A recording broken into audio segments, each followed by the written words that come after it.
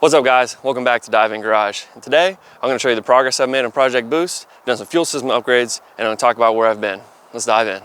All right, so first things first, in order to support the boost we're gonna be throwing at this thing, you need to upgrade the fuel system. So what I did was I put in a Holley Blue and a different 10 micron filter, did some line rerouting, and I'll tell you right now, this setup is great. If you're running a Holley Red on anything other than a stock setup, you're wrong. Sorry guys, Holley Blue is where it's at.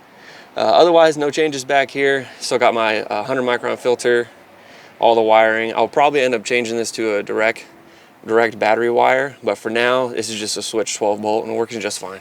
Let's go up to the front. All right, so check this out. So to support all this boost and everything else we're gonna be doing, I went ahead and made the move.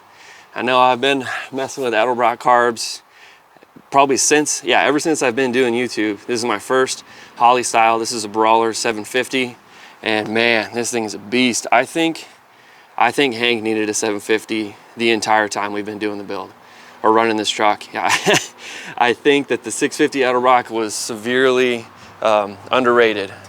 And also what I did for the boost and fuel system is I'm running one of these fuel regulators. And I was running a regulator before, but it was an Edelbrock one, and it was fine, but it didn't have the boost reference, which this one does. And if you're unfamiliar, yes, this is an Amazon fuel regulator. Yes, it's a PQY, but guess what? This is the same thing as an Aeromotive. And you know what? Also, it takes the Aeromotive springs, which is exactly what I did. I went ahead and opened this bad boy up. I changed the springs out to support carbureted pressures, and it's been working great. So I got it set for 6.5 PSI to support all this, and it's honestly running outstanding. Hank loves the 750, and I did just a regular fuel rail style setup. I got a gauge port over there. I haven't hooked up the actual gauge yet, and the line just runs up and over kind of like it did before. So nothing crazy there, electric choke. And as for the linkage, if you are running that red one I used to run, check this one out. This one you could find on any website. I think the name brand is Fast, but of course they're on the Amazon for super cheap. But it's this style. It's where it has 2 legs and a dual kick out in the back there. And that's been working perfect. So it's running everything I want it to run. And it does the trans kick down, and it also does the throttle cable. And it's great. So that's been working out really good. All right, so you're probably thinking, let's go for a rep, Ben. Let's see how awesome this carb is. Let's see how Hank's running. But we got problems as usual. 1 step forward, maybe 3 to 10 steps backwards, of course, right? So check this out. This was the other day, and man, it's just one thing after another. But this time, I really think it was my fault. So check this out. All right, so right now I got Hank idling about 750 or so, and I'm checking to see if the transmission pump died on me. Sorry for the lighting; it's a little dark out. So let's go check it out. All right, so we're gonna come up here to the front. I unplugged a couple trans cooler lines. And if you look here and down there, that one, there should be fluid dumping out of here and down there. But as you can see, we got Zippo. So that's one way to test if your transmission pump is dead, see if that's the source of your problems. But yeah, so I really wasn't planning on this, and this is gonna set back my plans. You know, we all got plans, but yeah, sometimes you just gotta deal with stuff as it comes. Otherwise, new carb is awesome. If you're an Edelbrock guy, look, just save yourself the headache. I was an Edelbrock guy, as you saw in my other videos, but it's just, Holleys are just easier, okay? They just are. They just work. That's the other thing too, they just work. See if you can check it out there. Let me get this disgusting Edelbrock filter off of there. It's the only one I got right now. There we go, look at that beast. Yeah, buddy, Brawler 750 for the win. And it looks like I'll be pulling the trans out because that thing is smoked. I talked to a couple people about what happened and the situation and the way that the fluid looked, and it's game over for this transmission. I'm not surprised, honestly. I mean, it was stock, it's from 1979. The only things I did was I replaced the fluid and I replaced the pan gasket. That was it. So again, not surprising, but I got a lead on a good transmission I'm going to be doing. At this point, I'm fairly certain I'm going to go with a TH400, but I mean, we'll see how it goes. So that's what's coming next. And also, I don't remember if I showed you the door panels. I did put these on, but I'm a dummy and I tried to reuse the original window cranks and you can see where it scraped off all of my hard work. So if you're gonna do what I did and restore some door panels, do not use the factory cranks because it'll mess it up. I picked these up on the Evil Bay. Honestly, I like them. They work pretty good.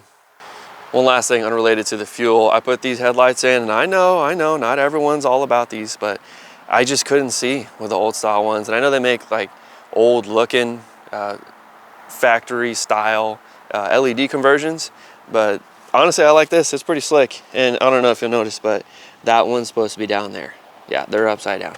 So that was my bad. I drove around like this and everyone was flashing me with their high beams because I was flashing them with my high beams. All right, so I know that was a lot.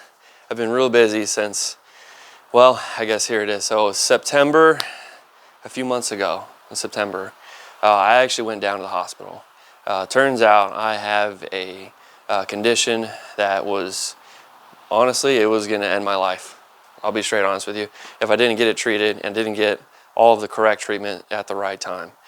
And I spent the entire month of September in the hospital and the entire month of October basically in bed trying to recover. And November, I started coming back around, and that's when I finally went back to work, and then life kind of restarted again. Everything got pretty crazy, and I got to take this opportunity to thank my wife right now, because if it wasn't for her and everything she did to help me, help our family, and do everything that I normally do, including some car stuff, I don't know what happened. I don't know where I'd be. So I just want to take an opportunity. Thank you, honey. I appreciate it. But on a separate note, for Project Boost, I had to make an executive decision. I know that I promised you guys a turbo kit build, and I feel like YouTubers say this all the time, I had an opportunity of a lifetime to grab something for super cheap. So I'm gonna give you a sneak peek here. If you know what that is, you know what that is. So we're gonna go a different route. It's gonna be a blast. I'm pretty pumped. But yeah, sorry for the turbo kit build. That things happened and that just wasn't gonna work out. But anyway, that's what I've been up to. That's where I've been. I've done some work to the truck. Unfortunately, we got to take a few steps backwards, but I think it'll be fine in the end, because with the amount of power the engine makes, NA, which is around, let's call it 400, that was too much for that transmission anyway. Being old, never built, and from the factory, it never would have held up. All right, guys, well, I said it in a post, and I'll say it again. I'm back. I'm making videos again. I don't know what my schedule is going to be like for putting videos out. You know, before I was trying to do once a week, kind of like everyone else does. But with the condition I found out I have, I really want to lower my stress level. Because I don't know if you realize, but putting out these videos once a week is tough. I mean, I got a full-time job, 2 kids and a wife and a life, right? So if you're not a full-time YouTuber, this is quite the challenge. But I'm going to do my best to get videos out. I'm going to call it at least twice a month for now. Not 4 times a month, go down to 2. And I think that will be a better pace for me. But we'll see how it goes. You know, I'm flexible, and I'll do my best to get videos out for you guys.